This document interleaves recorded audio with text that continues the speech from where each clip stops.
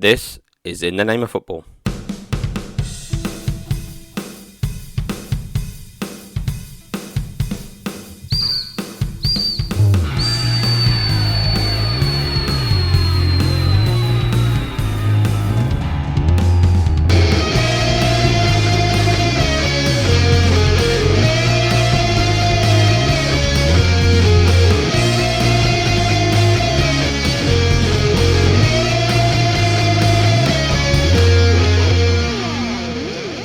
Hello and welcome to a special episode of the In the Name of Football podcast. We're going to do a bit of a special, well, a couple of specials, that's what we thought, didn't we? It's like, well, yeah, we love to talk about football, but then we thought, well, I'm a United fan, Manchester United, and he's an Arsenal fan. So why don't we just do like our own, well, the people who do actually listen to the show, and if they listen to if they want the Man United content, they want the Arsenal content. Why don't we just do our own previews? It's a bit simple, really, wasn't it, Ash? It's not like rocket science, but maybe instead of when we do like our proper season reviews, we'll probably just ramble on about our teams far too much, and people will probably go, well, what about everyone else? So we thought, well, why don't we just separate them, because that's what we have a lot to say about, isn't it? So as usual, I'm joined by Ash, and we'll be seeing what he's got to say about Manchester United. If you didn't know, he's an Arsenal fan. But yeah, how you doing, buddy? Yeah, I'm good. I think, as you say, you're right. I mean, if we did a Premier League guide or like pre-season preview or whatever you want to call it, like it would just be Manchester United and Arsenal, wouldn't it? So get these done in separate episodes, and then we'll gloss over them in the other parts. But yeah, coming up, we'll have some more general look at the Premier League. Obviously, we're getting pretty close now. Feels weird because it doesn't even seem that long ago that the season ended, but we're already getting back to the start again. So yeah, let's get into it. Plenty of this happened over the summer. Let's crack on. How do you reckon we'll do then this year? Oh well, we'll go with Manchester United first for this one, won't we? So yeah, of course. Yeah, that gives away, because obviously it says down the bottom here, and it says Manchester United season preview. So that is, it's a bit of a giveaway. That's what we're going to be talking about. Yeah, but no, yeah. Well, following on from last season, getting to 2 cup finals, finishing in the top 3, Pip and Newcastle to that 3rd place finish, which I didn't think we would, to be fair with you. We were looking really slack towards the end of the season. But I think, people say never judge a pre-season by a pre-season friendlies and stuff like that. Never judge a season by your pre-seasons and stuff, but it's not been the greatest. That's all. I'm going to quickly interject there, because I've seen all across Twitter or X, however you want to call it these days, I've seen so many people are taking pre-season so seriously, and I'm just like, I can't believe it. I don't even watch the games. I couldn't care less. Like, It doesn't really matter. Pre-season doesn't mean anything. All everyone's doing is just getting the team together. You're getting back into the swing of things. All it is getting back to how it essentially was last year. And for Manchester United especially, and Arsenal, you're getting back together and building on those foundations. I don't think much is changing. And to be taken, I've seen so many people take pre-season so seriously, especially the Manchester United Arsenal game. I'm just like, give it a rest. Really, just give it a rest. It means nothing. It really doesn't mean anything. Yeah, I mean, I don't really care about the results and stuff. I always just look at the performances. And the last game, which I watched against Borussia Dortmund, was just basically 22 individuals, or basically 24 individuals, which is near enough what Ten Hag described it as well. But it's just slightly concerning that they would look like they were slipping into bad habits, which hopefully that will all go. We'll probably come to the weekend, smash Bilbao 6-0 or something at Old Trafford, and I think we're going to win the league. But that's me. Well, we're all a bit pessimistic when it comes to football, etc. Anyway, aren't we? But anyway, moving on from the end of last season, I think obviously, crucially for me, obviously, I believe that was probably near enough as important, if not more important, to actually get a new goalkeeper in, than it was to get a striker. I know we do have our striking issues, and many people believe that if we had a decent striker and a focal point to the team, we might have challenged for the title more last season. But I think when you've got a goal scorer who scored 30 plus goals anyway, I know that was across all competitions. You can't really complain too much. I think it's got more to do with the fact that you didn't have players like Martial firing. Obviously, the absence and of he was Greenwood, injured for a lot of the time yeah, as well. Yeah, and obviously the absence of Greenwood, which we don't want to go into too much in that. But and then I just feel that people emphasise too much on that striking position. As I know that strikers win you games, but we won enough games. We done enough in games to win them, and people will go, yeah, well, that's because we didn't have a goal scorer. That's why we didn't win them. But when you get someone, I mean, we're going to look into it more, obviously, but Rasmus Højlund now coming in, which looks like it's going to be signed, sealed, delivered. And my God, I can't believe, like we're talking about how pre-seasons are looked at. But comparing people like Højlund to Haaland just because they sound the same, that's what I can see. Like, why would you even think about comparing Højlund and Haaland? That is literally because they sound the same. Like, and they're both Scandinavian. They've got some similar aspects to their play. But it's just like, it's just getting ridiculous. It really is getting ridiculous. I can't understand the shit that I see on social media these days. It's just a load of bollocks. I think some people are just really like uneducated because they're like, well, as a Man City fan, you've spent nearly £20 million more than Rasmus Højlund than we spent on Haaland. I'm like, yeah, because one had a release clause and one didn't. Like that's obvious, isn't it?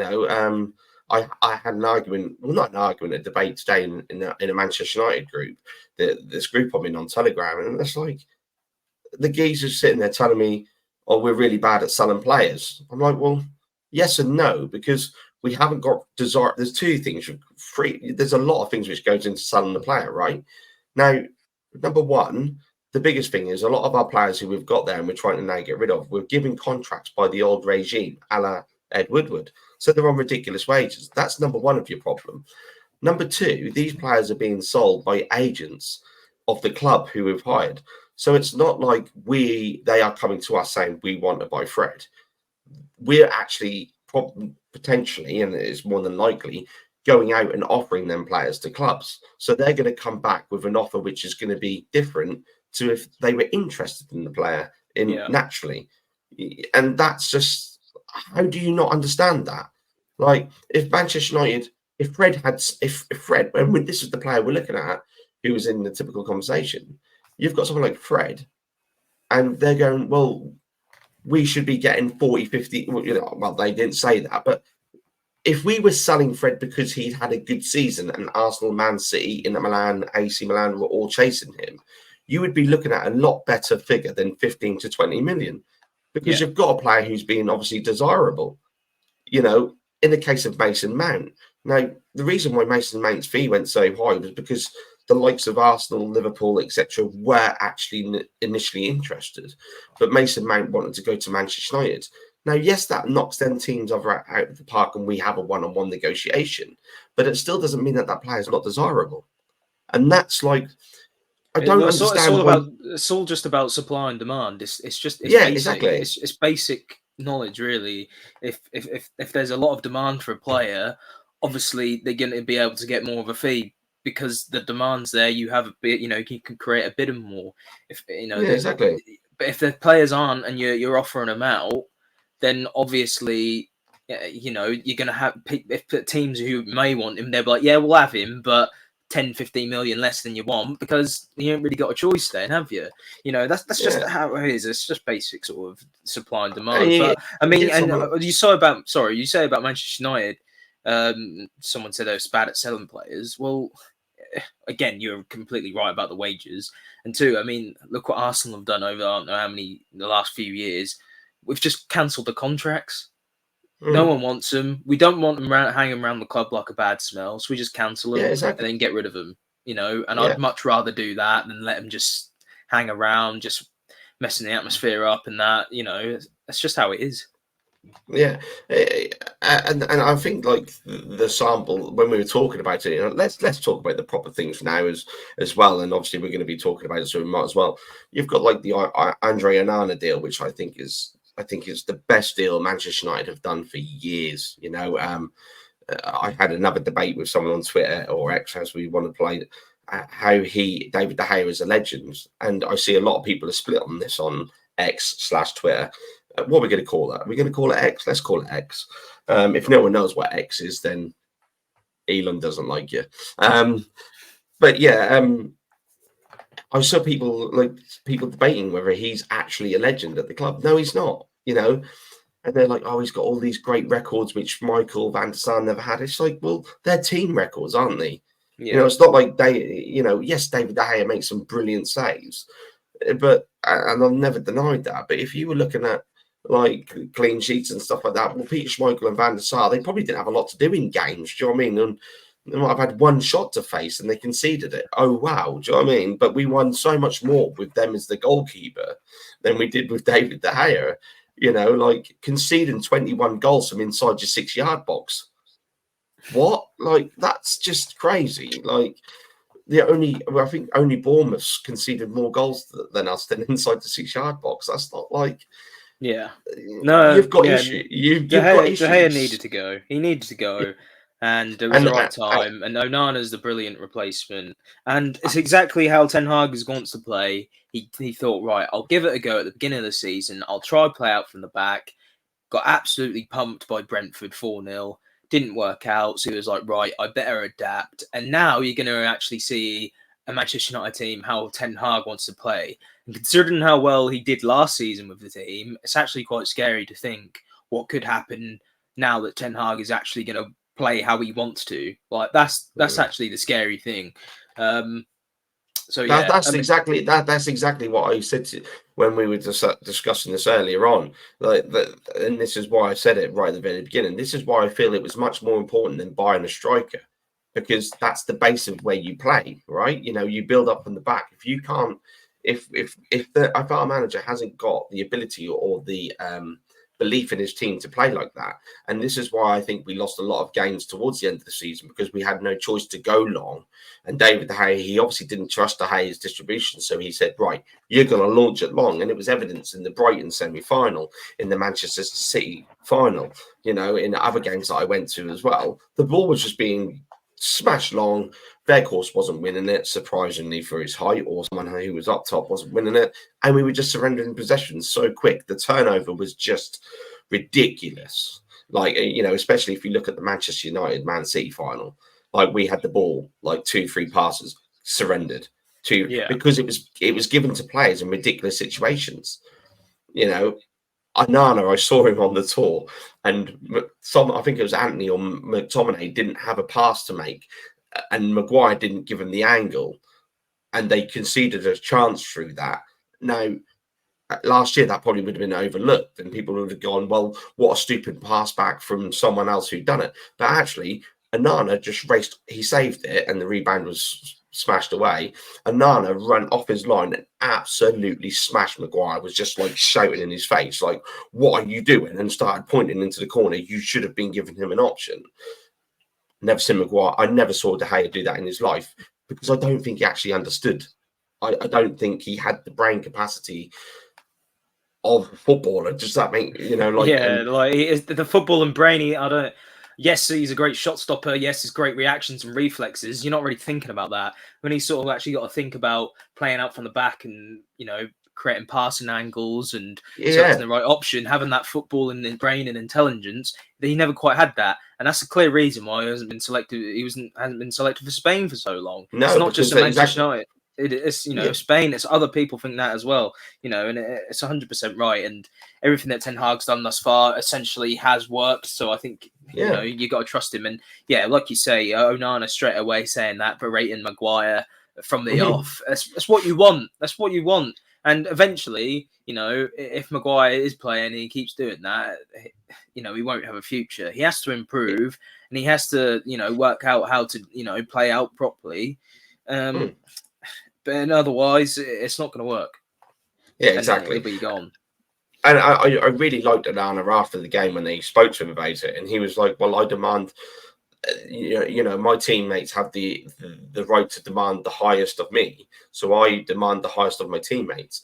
And if we all work together and want to strive for the best we can give, then we'll get somewhere." And then you're like, "Wow." Do you know what I mean? Like that took a lot of brains. Do you know what I mean? Yeah, But it's just a different level. Moving on from Onana, because everyone on this podcast or who listens to the podcast is probably well aware that I have an absolute.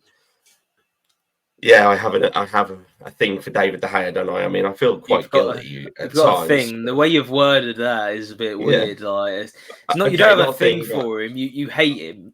Yeah, I've got You like a bit of hate David agenda. De Gea. An agenda. I've got a bit of an agenda against Yeah. David De Gea, and I don't think it goes very just. I think some United fans are like too scared to admit it, and go back on previous histories with him and just think that's good enough. Well, everything must come to an end. Even like Ten Hag said with Liverpool and Man City, all things come to an end. So David De Gea, you've come to an end. Next, Harry Maguire. But no, I think moving on from that, I think Mason Mount is a bit of for me. I've never understood the hype and the hype around Mason Mount. I've thought that as well. I've not quite seen what it is about him. Yeah, I always thought it was just like Gareth Southgate having a favourite and him getting picked for England all the time. Had the best stats at Chelsea last year in a bad season, best goal assist ratios, etc. So yeah, he really stood out for them last year. Apparently, even though he was injured for the majority of the end of the season. But yeah, the jury's out for me because I obviously, like I just said, it's not a player who I've always took a shine to.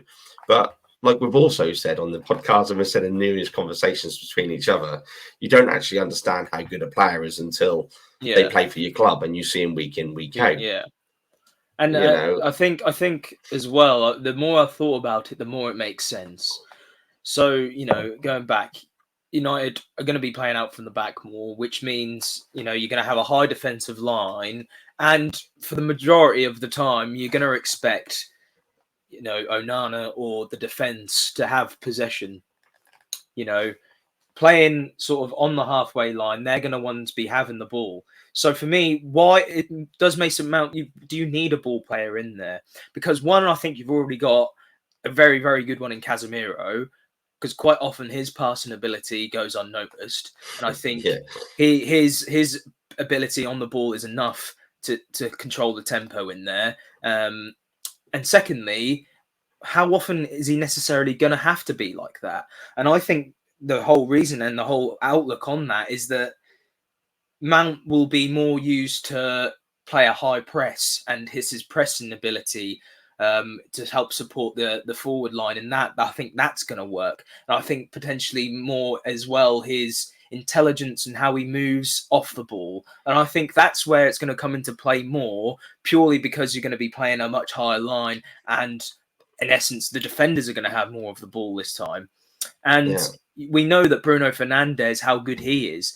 So you've already got the competency of how good Casemiro is on the ball, followed by Fernandes, who is his creative ability is unbelievable, like through balls, chances created and everything. He always leads the stats in the Premier League for that. I think, and as I said, the more I think about it, it's going to work more. And that Mount role is going to be more, as I said, in the press, work rate, making off the ball runs. And I think it all works. I think Ten Hag himself said that he wants his team to be dynamic and he wants a bit more speed and a bit more aggressive play. And again, you try to play like that last year. And I think as we said, there was that bit of naivety, wasn't there? The Liverpool 7-0 in the game at half time. He thought, right, we can go out and win this. Went hell for leather and it just completely fell apart. Capitulated, Yeah, but for me, that's what I think, and I think that's going to be really important. And as I said, it's all going to link up well. And I think, I like more I think about it, the Mount signing is going to work really well. Yeah, and I actually have seen stuff like that in the pre-season games. I know you say don't take a lot from it, and I agree with like the results and stuff. I like to watch the performances in general. I and think what you see of that the general ability. style of play, and perhaps how if they're trying something new here, that's fair enough. But people, the main thing for me was people just making out it was like gospel of what's going to happen and things like that. You just got to take it with a pinch of salt, really. Of course you have, yeah. obviously, I echo your thoughts with Mason Mount. I think it is all to do with the dynamic play. He's a very intelligent player off the ball. That's always been there. I've just never quite understood it. It's a bit like the Michael Carrick scenarios, where people think that Michael Carrick wasn't a very good footballer, and they never understood him. Well, actually, Michael Carrick was brilliant for Manchester United between them years of when we won stuff after Roy Keane had left. He was instrumental, and he was one of the players. When he doesn't play, you notice it. Yeah. And if you look at Chelsea, when it all started to slide downhill, he was injured, and maybe it probably would have worked out for Lampard if he was there, because we all know that Lampard has a bit of a soft spot for Mason Mount, so he probably would have played a lot more games under Lampard if he was fit. Despite the contract issues, which ultimately led to his Manchester United's move. Again, I think I don't think we've overspent there. Again, an argument with, or not an argument, a debate which I've had in this chat with people like where John Murtock isn't doing such a good job. Well, I think you got to look at it as I think Manchester United have actually played a blinder, because apparently we had £100 million transfer budget, if you remember, at the beginning of the season. Well, 47 million for Andre Onana, 55 million for Mason Mount, and 62 million for Rasmus Højlund does not add up to 100 million. Now, if you're Mr. Ed Woodward and you want to go and splash out that you've got £250 million to spend, then good luck on buying a player for 75 million who is probably rated at about 25, 30. That's what's going to happen. Look at West Ham. Look at West Ham. They are absolutely being crucified now. I know some of their bids, I think they must have only had 20 million to spend, because they put the bid in for that West Ham, the Man City guy, who's now gone to Ajax. They went for bid for 20 million for Harry Maguire, which, although I still don't think Harry Maguire is a bad defender, I just think he's at the wrong team for the style of play. And they bid 20 million for James Ward-Prowse. I'm like, have you only got 20 million to spend or something? Like, what's going on? It's just classic West Ham, really. I mean, going in for 20 million for Maguire was bad enough, but 20 million for Ward-Prowse, I mean, you're having a laugh, mate. I'd expect at least 40 million for Ward-Prowse. He's a baller, and 40 million is cheap because it's from a relegated club, right? So yeah, like I said, there's a lot of people who are going after John Murtock and saying he's not negotiating very well. But I think actually, when you look at it, I think Chelsea started off at 80 million for Mason Mount, and we've gone for 55 million. I think with the add-ons is 55. I think it might be 50, then 55 with the add-ons, or 55 to 6. Which way? I can't remember now. I don't think it's a bad deal at all. I mean, to be fair, I don't necessarily know his contract situation. A year left. He had 1 year left on his deal. Year left. Okay. I can see. Again, maybe not the best, but I think again, the market. Yeah, well, look at the demand and things like that. Yeah, and again, if anyone says about Rice, no, Rice didn't have a year left on his contract because there was an extension. There was a clause in there to extend option. So it was, yeah. I just want to put that to bed.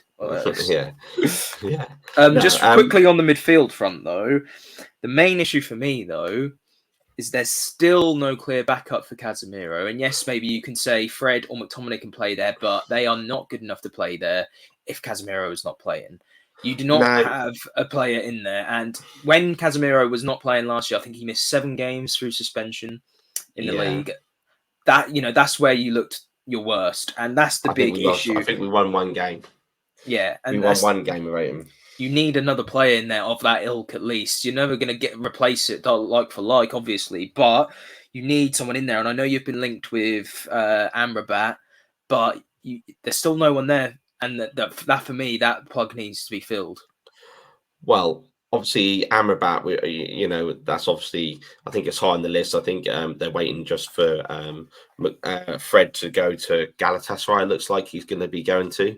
I think they're just looking at the potential of the actual fee now with that one. I think they'll keep. I do think they'll keep McTominay. I think McTominay is a different player. If you don't, he's a bit like Fred. If you don't put him in that position where he has to sit like Casemiro, then you get a different player. Yeah, but for me, Amrabat probably ticks that box, and he is probably a bit more player who's a bit more progressive with the ball, I suppose. But then Casemiro does do that again as well. It's one of them things. But the player who I think could step into that role, and I think it's probably really high on Ten Hag's agenda is Kobe Mainoo. Yeah. Now, people say this is not the same sort of player, but okay, well, when do you buy that right player? You know, like when do you give this player the chance? You know, Kobe Mainoo has been very good for the youth. He's been very good coming through the ranks.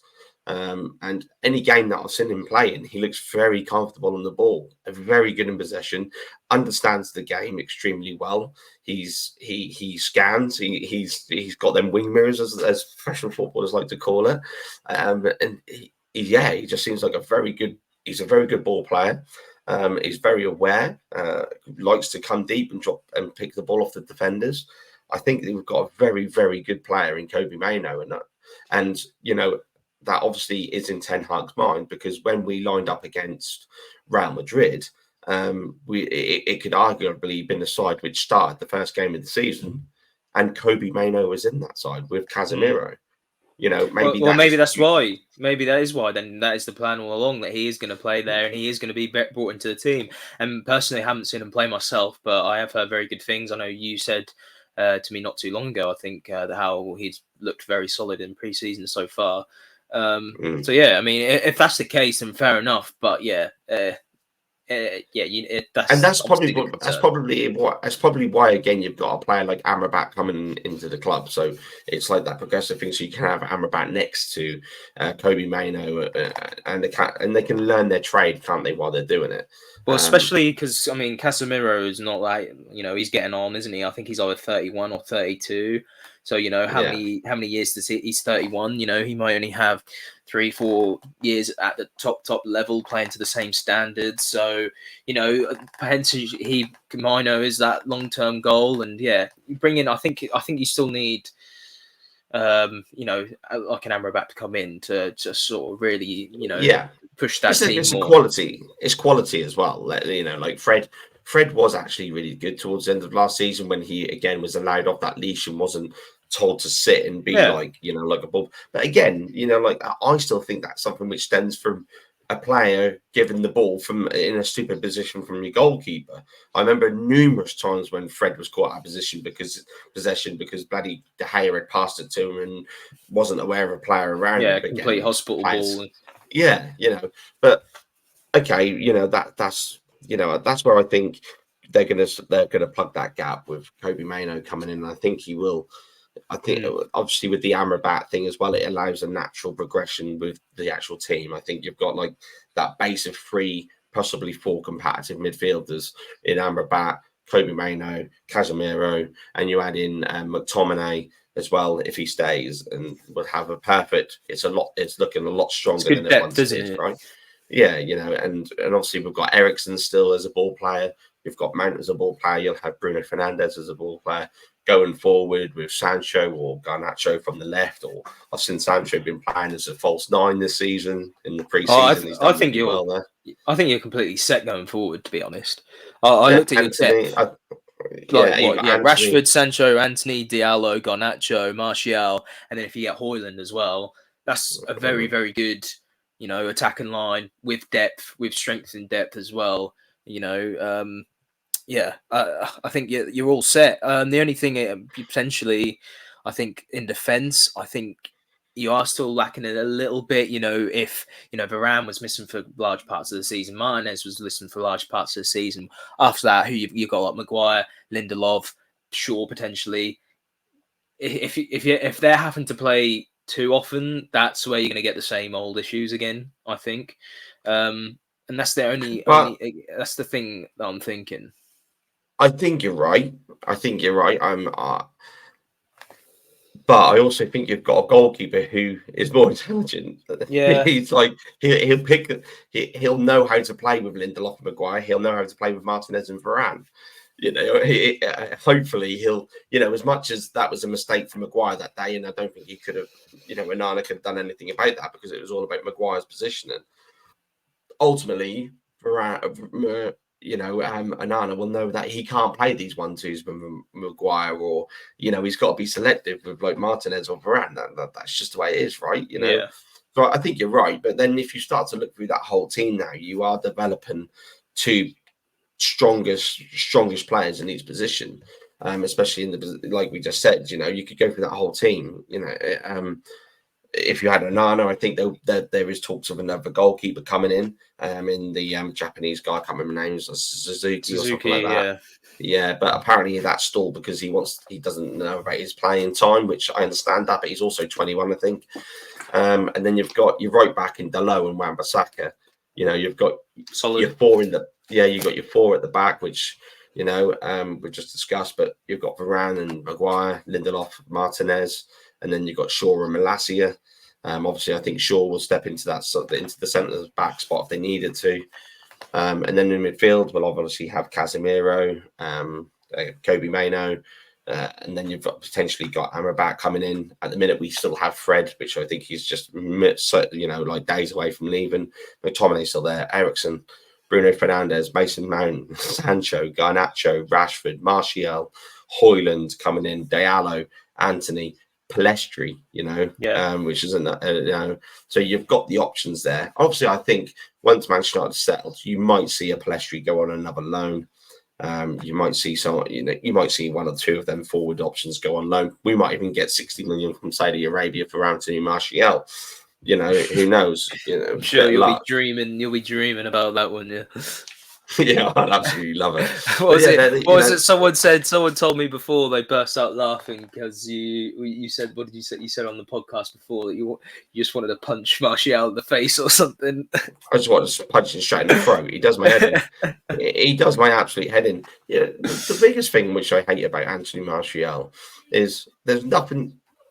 You would find it very difficult to find someone who loves football and who doesn't think that Anthony Martial hasn't got all the ability in the world. Yeah. On his day, the guy is unplayable.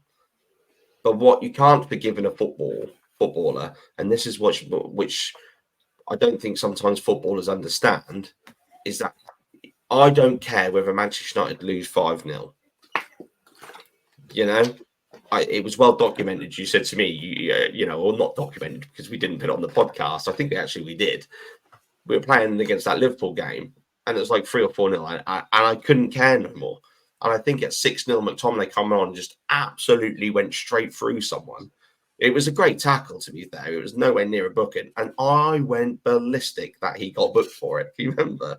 Yeah. It's because you just want the commitment, and to have a player so talented like Anthony Martial and just walks around like this, like, oh yeah, I might chase after that ball, I might not. And it's just like, are you actually serious? Like, do something. It's just so frustrating. And yeah, the intelligence of footballers is that sometimes about closing down. People don't understand the ability of closing down. Like, you could just close down like a headless chicken and get passed around and look absolutely silly. But I have heard that some people think that Anthony Martial is probably one of the most gifted closing down players in football. I'm like, seriously? Like, if he's one of the most gifted strikers at closing down, then I think we've got a problem. It's Yeah, but anyway, look, I think looking at Manchester United going forward, because we did want to try and keep this into half an hour, I just think if we're going to look at the process, how we're going to end up in the season, obviously there is still a little bit of time for the season to start. I'm going to be looking at Manchester United floating around in that top 4 again. I think teams would do very well to unhinge Man City from winning the title. Probably going to be another another record with a 4 in a row. Just wait until that Arsenal preview. And then there'll be some plenty of clickbait there. I think I don't think the likes of Chelsea and I don't think the likes of Chelsea or Arsenal are going to be the Chelsea or Liverpool will be back in the groove. Yeah, I think I don't think that they're going to be in the groove as quick as we think. Not at the same rate. I think that United could be title challengers. I think at some points there was a few key turning points where if there was a few little things that could have gone slightly differently, that United could have actually gotten into it last season at points. Even you thought that. I think there was a Palace away game that you drew, and there was a couple of draws back to back where it just sort of slipped away. But I think it'll be City, Arsenal, and United. I think those three. Obviously, a lot can change. Still got more transfers, still injuries, etc. All that. But at this moment in time, I think it'll be those three teams that will be challenging for the title, and I think United are really going to make that extra step and get closer to both Arsenal and City this year. I think you're right in the sense of the last year. There was definitely a turning point, and I remember saying it to you, like we conceded, we 1-0 up against Palace, conceded a 93rd minute free kick, and I think it was Palace's only shot on goal. David De Gea there you go. It was a brilliant free kick, but then I think Casemiro also got booked in that game. And like we just said, and like you just rightly said, we played better with Casemiro. We go to the Emirates, and I thought we were going to get absolutely trounced.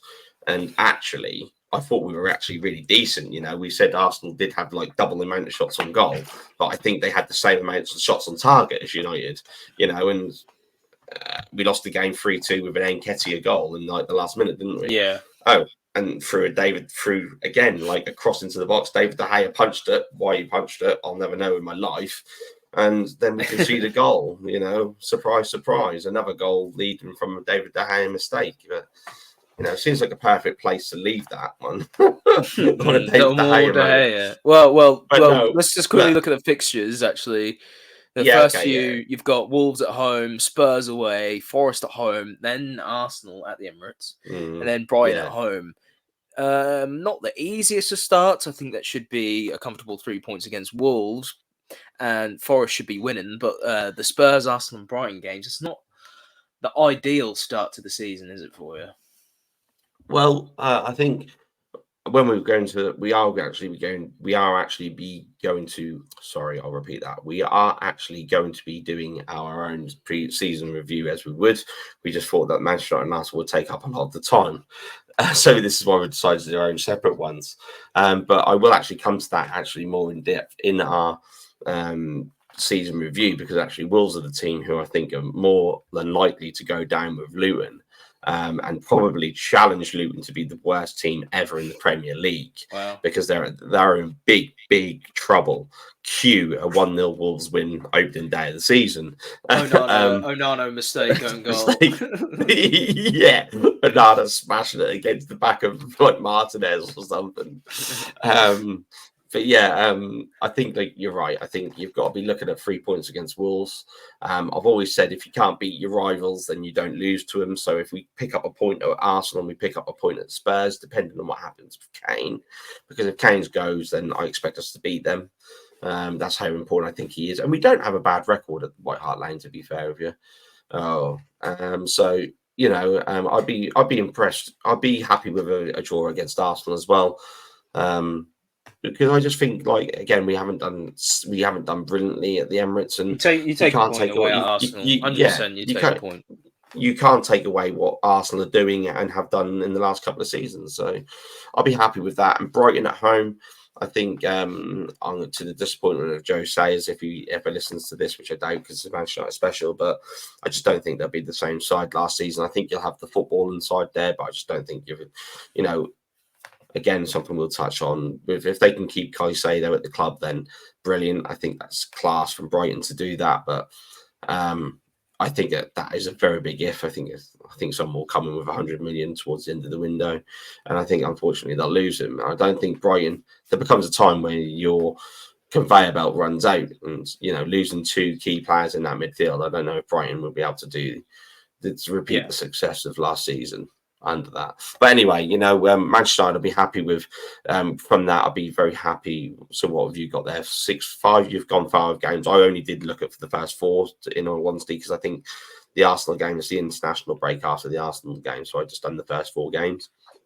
So I'd be, for personally the games I looked at, I'd be very happy with 8 points from that opening start to the season.